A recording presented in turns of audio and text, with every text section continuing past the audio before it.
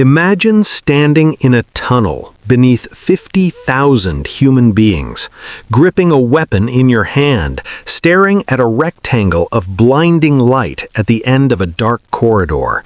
The roar above you is so loud it feels physical, like something pressing against your chest. The sand on the other side of that light is already stained dark from the fight before yours. You have trained your entire life for this moment, your body turned into something closer to a weapon than a person, and none of that training is going to guarantee that you walk back through this tunnel when it is over. Welcome to the Roman arena, the most sophisticated entertainment machine the ancient world ever built, funded by the wealthiest empire in human history and the deadliest stage any human being has ever been forced to perform on. What happened inside these walls was stranger, more brutal, and genuinely human than anything Hollywood has ever shown you. The history books give you the marble and the monuments. What they almost always leave out is the sand and what the sand remembers. These are the 10 most brutal gladiator deaths in history, and every single one of them is completely, verifiably real. Number 10. The Invisible Thousands, 80 AD. Here is a number the Colosseum tour guides never mention. When Emperor Titus threw the opening celebration for the Colosseum in 80 AD, the party lasted 100 straight days. 9,000 animals were killed during those 100 days, according to the historian Cassius Dio. But running parallel to every single headlining gladiatorial match was a conveyor belt of human executions that Rome did not bother naming. These men were called the Noxii. Criminals and prisoners of war condemned to die publicly, handed broken weapons, shoved into the sand against trained killers or starving animals, and killed in front of whoever was watching between the main events. Not one of their names survives anywhere. Not one gravestone, not one account written by anyone who cared. They died as filler content, as the thing that kept the crowd entertained between the fights that actually mattered, and Rome's official record simply skipped over them the way you skip an ad. That erasure, not just the dying, but the cold and deliberate forgetting, is where this story actually begins, because it tells you exactly what kind of machine we are about to walk inside. Number 9. Flamma, the man who kept going back. Died around 30 AD. There is a gravestone in Sicily, still standing, and carved into it is the career record of a Syrian gladiator named Flamma. 34 fights, 21 wins, 9 draws, 4 losses. Those are remarkable numbers on their own, because most gladiators who survived long enough to retire had fought maybe a dozen times. But the detail on that gravestone that will genuinely stop you cold is this. Flamma was offered his freedom 4 separate times. 4 different occasions across his career where someone placed the wooden sword of liberation in his hands and told him he was done, he had earned it, he could walk away. 4 times Flamma looked at that wooden sword and handed it back. He went back into the arena voluntarily, every single time. He was freed and returned, freed again and returned again. He did this 4 times and then died in the arena at 30 years old. Now you might think that sounds insane, and honestly it is, but what it reveals about the Roman arena is something no history textbook will tell you directly. The arena did not just break bodies, it rewired identities. It took men who had nothing before it, no status, no name, no power, and gave them the one thing they had never had, which was a crowd of 50,000 people screaming their name. Flamma was not a prisoner anymore. He was a star, and the wooden sword meant giving that up. So he gave the sword back instead. He died at 30 in the only world that had ever made him feel like someone. That is not just brutal, that is tragic in a way that should sit with you. Number 8. Crixus, the general who chose fire over freedom. 72 BC. Most people know the name Spartacus. Almost nobody talks about Crixus, the man who was arguably more dangerous. A Gaul enslaved and forced into the gladiatorial school at Capua, Crixus was one of the key figures who turned the original prison break into a full revolution. He and Spartacus built the most terrifying rebel army Rome had faced in living memory, but they disagreed on one thing: what the rebellion was actually for. Spartacus wanted out, march north, cross the Alps, send everyone home. Crixus had a different idea entirely. He did not want to leave Italy, he wanted to burn it. He wanted Rome to pay for everything it had taken. So in the spring of 72 BC, he took 30,000 followers south and broke away from the main force. Rome sent consul Lucius Gellius Publicola with a full army to intercept him near Mount Garganus. The Romans hit from multiple directions across terrain they controlled. The rebel force broke apart, and 2/3 of Crixus's army died on that field. Crixus went down fighting, which surprised nobody who knew him. His head was sent to the Roman Senate as proof of victory. But then Spartacus heard what had happened. He took captured Roman soldiers and forced them to fight each other to the death as gladiatorial games in Crixus's honor. The man who had spent years being forced to kill for Roman entertainment turned Roman prisoners into gladiators as a funeral rite for his fallen general. Rome understood exactly what that meant. Number 7. The skull that remembered everything.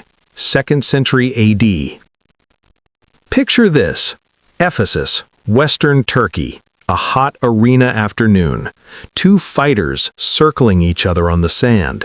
One is a secutor, the most armored gladiator type in the Roman system, wrapped head to toe in bronze, wearing a smooth, rounded helmet, engineered specifically so a trident cannot grip its surface. The eye slots are barely wide enough to see through. His entire body is a closed door. The other man is almost completely exposed, a retiarius, carrying a weighted net, a trident, and a dagger, with no helmet and no chest plate. Nothing but speed and the ability to find the one gap in that bronze wall before the bronze wall finds him. Then, in 1993, nearly 2,000 years after that afternoon, archaeologists excavating Ephesus found a gladiator cemetery, the only one ever discovered anywhere on Earth. 68 sets of remains buried near the Temple of Artemis. Scientists from the Medical University of Vienna ran forensic analyses on those bones and found inside one skull 3 circular puncture holes at the left temple, spaced at precisely the distance between the prongs of a Roman trident. The center hole had marks from a barbed tip being pulled back out through the bone. Here is what that means. The retiarius found his half-second opening. The secutor's helmet shifted a fraction. The trident drove in sideways at the thinnest point of the bronze, punched through metal and skull in the same motion, and the secutor dropped without taking another step. A scientist in Vienna reconstructed the exact angle and force of that single moment from marks in bone sitting in the ground for 2,000 years. That is not ancient history. That is a crime scene that never went cold. Number 6. Priscus and Verus, the fight that broke the formula. 80 AD. Most gladiatorial fights lasted 10 to 15 minutes. The crowd wanted conclusions, and the whole system delivered them fast. Which is why when 2 veterans named Priscus and Verus stepped onto the Colosseum sand during the opening week celebrations and simply refused to stop, something broke in the stands. The Roman poet Martial was watching and wrote about it with the energy of someone who could not process what he was seeing. These were experienced men, their bodies already covered in the scars of fights they had survived. They knew the smart move. In Roman arena combat, dropping to one knee and raising a finger was not surrender. It was an appeal to the crowd for mercy, and the crowd usually granted it. Plenty of men built entire careers on surviving losses that way. Priscus and Verus both knew this. Neither of them did it. They fought for hours in the summer heat, bleeding, slowing, their arms going heavy with the kind of exhaustion where every movement costs something you cannot get back. The crowd of 50,000, which had seen more gladiatorial combat than most people today could imagine, went genuinely silent at certain points. Actually silent, because nothing they had ever watched had prepared them for this. Then both men, at the exact same moment, threw their weapons into the sand and stood there empty-handed, simultaneously. Martial records that Emperor Titus sat stunned before awarding the wooden sword of freedom to both fighters at once, something with no precedent in Roman gladiatorial history. 2 men walked off free. But sit with what those 50,000 people actually watched that afternoon. 2 human beings so unwilling to be the one who stopped first that they nearly destroyed each other to avoid it. Rome called that entertainment. It was something far stranger. Number 5. Spartacus, the end of the dream, 71 BC. The morning of his final battle, Spartacus walked out in front of his army and killed his own horse, slowly, deliberately, in full view of everyone watching. Then he turned to his men and told them that if they won today, they would have thousands of Roman horses to choose from, and if they lost, he would not need one. Let that land for a second. This was not a man performing bravery for a crowd. This was a man who had looked at the situation with complete clarity, understood exactly what was coming, and chose to face it without giving himself any exit. By the spring of 71 BC, the rebellion that had begun with 70 men breaking out of a gladiatorial school 2 years earlier had swelled to over 100,000 people and was now completely cornered. Marcus Licinius Crassus, the richest man in the Roman Republic, had constructed a 37-mile wall of stone, timber, and spiked trench across the entire toe of the Italian peninsula just to box them in. The ships Spartacus had hired and paid to evacuate his army to Sicily never showed up. The pirates took the money from both sides and disappeared. There was no way out, and everyone breathing on both sides of that wall understood it. When the final battle came near the Silarus River, the rebel lines collapsed fast under the coordinated Roman assault. Spartacus did not attempt to escape. According to both Plutarch and Appian, he drove forward through the chaos directly toward Crassus, personally cutting down 2 Roman centurions who stood in his path, trying to end the entire war by killing the man who had trapped him. He never got there. A Roman javelin caught him in the thigh. He dropped to one knee. He kept fighting from his knee until the Roman lines closed over him completely. His body was never recovered. The Senate demanded proof. Crassus could not produce a single identifiable bone. The man who had forced Rome to build a wall across its own country just to contain him dissolved into the soil of southern Italy without a grave, without a monument, without a single marked stone anywhere on earth. Rome tried to erase him completely and accidentally made him permanent instead. Number 4. 120 miles of the worst thing you have ever seen, 71 BC. When the fighting finally stopped and the count was done, 6,000 of Spartacus's followers were still alive in Roman custody. Crassus stood over those 6,000 people and made a calculation that had nothing to do with punishment and everything to do with architecture. He wanted to build something that would outlast the battle, outlast the year, outlast the generation, something that would be permanently written into the memory of every enslaved person inside the Roman Empire for decades to come. So he ordered 6,000 crosses constructed and erected along the Appian Way, Rome's most important road, stretching from Capua to the capital, 1 cross every 40 yards for 120 unbroken miles. Every single survivor was nailed up and left there without mercy, without the leg breaking that Romans sometimes performed to hasten death, without anything that would speed up what was about to happen. Crassus wanted this to take as long as possible. He wanted travelers to pass through it while it was still happening. And then he ordered the bodies left on the crosses after death to decompose where they hung. For months, every merchant and soldier and senator and ordinary family traveling the most trafficked road in the ancient world passed through a corridor that stretched for over 100 miles, where the sounds changed from screaming to moaning to silence to something that silence cannot fully describe. Ancient historian Appian recorded the whole thing and did not flinch in the telling.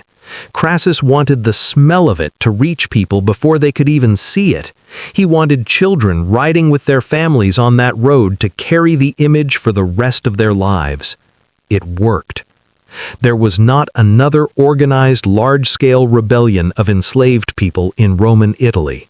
6,000 people were not just executed, they were converted into a 120-mile-long open-air message addressed specifically to every person in the empire who was not free, written in the only language Crassus believed that audience would never forget. Number 3. The Man with the Hammer, 3rd century AD. Back to that gladiator cemetery in Ephesus one final time, because what the forensic team found beyond the trident skull was in certain ways more disturbing. Multiple skulls across different individuals buried in different decades all bore the same wound, a square-shaped depression punched into the left temple. Same shape, same location, same deliberate force, every single time. No variation, no randomness, just the same practiced mark repeating across decades like a signature. Roman sources and arena artwork reference a specific figure who appeared after every fight dressed as Dis Pater, the god of the underworld, carrying a hammer. His job was practical. A gladiator with a punctured lung or a deep stomach wound was not going to die quickly. He would spend hours dying in the dark corridors beneath the arena while the next event ran above him. The hammerman walked the floor after every fight and ended that, one measured strike to the left temple, seconds instead of hours. The Romans called it mercy. But here is what should stay with you. This was not an improvised act of compassion, it was a scheduled function performed at every event with such consistency that a forensic scientist 2,000 years later could identify the same person's work across multiple victims by the shape of the wound alone. Someone held this job for years. Someone showed up for it reliably, performed it precisely, and left their mark in bone long after everything else about them disappeared. In the most organized empire the ancient world had ever seen, death had its own department, and that department had an employee who never missed a shift. Number 2. Telemachus, the monk who ended 700 years in one afternoon, January 1st, 404 AD. What if one person, with no weapon, and no army, and no official power of any kind, could walk into the middle of a 700-year-old institution and end it in a single afternoon? That is not a hypothetical. That is what happened on January 1st of the year 404 AD, and almost nobody knows this story. The Roman Empire had officially converted to Christianity decades earlier. Emperors had issued statements, church leaders had written letters, and the gladiatorial games had continued without interruption because 700 years of tradition, backed by the appetite of tens of thousands of paying spectators, does not care about letters. A Christian monk named Telemachus had traveled to Rome from somewhere in the Eastern Empire, and on the first day of that new year, he followed the crowds streaming toward the amphitheater for the traditional holiday games. He was not a senator, He was not a general or politician. He had no rank, no connections, no plan beyond what he apparently believed was a direct instruction from God. He walked in through the public gates like any other spectator, worked his way down through the packed stands, and stepped out onto the sand in the middle of an active fight between two armed professionals. He raised his hands and called for the killing to stop in the name of Christ. The gladiators actually paused. The crowd did not. The rage that came from 50,000 people whose afternoon had just been interrupted arrived in the form of rocks thrown from the stands, and it arrived fast and from every direction at once. One caught Telemachus in the shoulder, then more, then many more. He did not move from the sand. He did not run. He kept calling for the fight to stop while the rocks hit him, and church historian Theodoret, who documented this event within living memory of it, wrote that Telemachus was still calling out when the stones brought him to his knees, and was still praying when he could no longer form words. He was killed in the arena in front of tens of thousands of people who had come to watch something else. Emperor Honorius received the news and issued an edict banning gladiatorial combat throughout the entire Roman Empire. The games that had run since the 3rd century BC ended that afternoon. One unarmed man walked onto the sand and would not leave it, and that was enough. Telemachus died in the arena. He was the last person who ever did. Number 1. Ignatius of Antioch, 107 AD. Here is what separates this story from everything else on this list. Ignatius did not get dragged to his death. He walked toward it and tried to make sure nothing got in the way. He was 70 years old when Emperor Trajan ordered his arrest in Syria and his public execution in Rome, transported across the entire Mediterranean to be destroyed publicly in front of the largest audience in the capital. During the months of travel under guard, Ignatius wrote 7 letters to Christian communities along the route. Those letters still exist and are still read in churches today. In not one of them does he ask to be rescued or show anything resembling fear. He calls himself wheat about to be ground by the teeth of wild animals, and he means it as a good thing. He asks that nothing stand between him and what is waiting in Rome. When the day came and he walked into the Flavian amphitheater before 50,000 people, he did not give them the performance the moment was built to receive. The entire architecture of Roman public execution existed to produce one specific image: Rome's enemies collapsing into visible public terror. That required the condemned person to cooperate by being afraid on cue. Ignatius walked out and refused. A herald read the charges. Some jeered, others went quiet in a way they had not expected. The lions came out starved for 3 days, and what followed was fast. When it was over, almost nothing physical remained. The Romans had requested total consumption specifically to prevent relics circulating through Christian communities. They did not realize the letters were already moving. By the time the lions finished their work, those 7 letters were already passing through communities across the empire and could not be stopped. They outlasted the arena, the empire, and every institution of the civilization that killed him. 2,000 years later, those letters are still in print on every continent, and the name of the emperor who sent Ignatius to Rome is something most people today would have to look up. Rome built that arena to make itself look permanent, and everything it destroyed looked temporary. Ignatius walked into it and reversed those 2 things so quietly that Rome never noticed it had happened. Here is what actually stays with you after looking at all of this.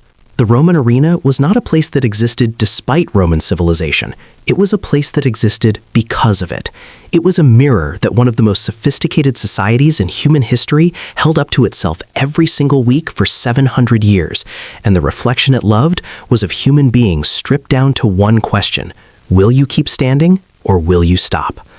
But the people in the story, the nameless thousands whose deaths filled the gaps between the headliners, the Crixus who picked fire and fury over his own survival, the Flamma who kept walking back in through the open door even when nobody was forcing him, the Spartacus who killed his horse and stared down a wall, the Telemachus who stood on the sand and would not be moved from it no matter what came from the stands, the Ignatius who refused to perform the fear that Rome needed from him and left letters instead, none of them were simply crushed by something larger than themselves. Every single one of them made a deliberate choice inside an impossible situation.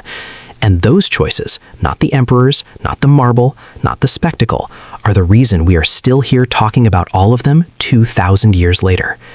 The sand remembers absolutely everyone. The question is always who we choose to listen to.